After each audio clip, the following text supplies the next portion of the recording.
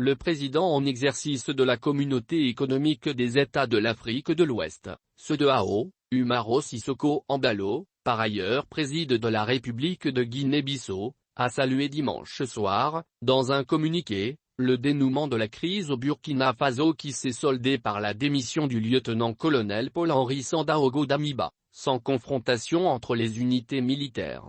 Au nom de l'autorité des chefs d'État et de gouvernement de la CEDEAO, je salue les différentes parties au Burkina Faso d'avoir accepté un règlement pacifique de leurs différends, a déclaré Embalo dans un communiqué.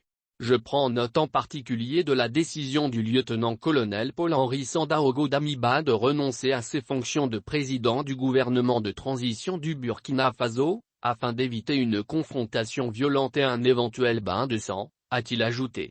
Le président en exercice de la CEDEAO a également applaudi le peuple burkinabé tout en l'invitant à régler ses différends par le dialogue, et non par la violence. Toutefois Embalo a déclaré. J'exige des autorités burkinabées de respecter l'engagement pris avec la CEDEAO. Il a souligné que dans le cadre de l'engagement de la CEDEAO pour la paix et la stabilité du Burkina Faso, une délégation de la CEDEAO se rendra au Burkina Faso le lundi 3 octobre 2022. La délégation sera conduite par Suzy Carla Barbosa, ministre des Affaires étrangères de la Guinée-Bissau et présidente du Conseil des ministres de la CEDEAO. Elle comprendra également Mahamadou Issoufou, ancien président du Niger et médiateur de la CEDEAO pour le Burkina Faso et Omar Alieu Touré, président de la commission de la CEDEAO. Le lieutenant-colonel Paul-Henri Sandaogo Damiba, renversé vendredi par un groupe de militaires, a proposé, dimanche, sa propre démission, tout en posant 7 conditions qui ont été acceptées par le capitaine Ibrahim Traoré, auteur du putsch, ont annoncé dans une déclaration, les médiateurs de cette crise.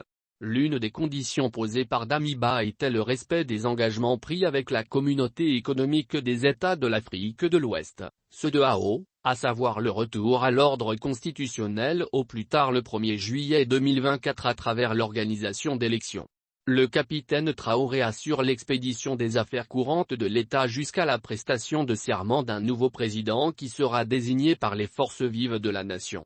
Traoré a également rencontré, dimanche soir, les secrétaires généraux des départements ministériels qu'il a invités à aller vite dans les dossiers urgents.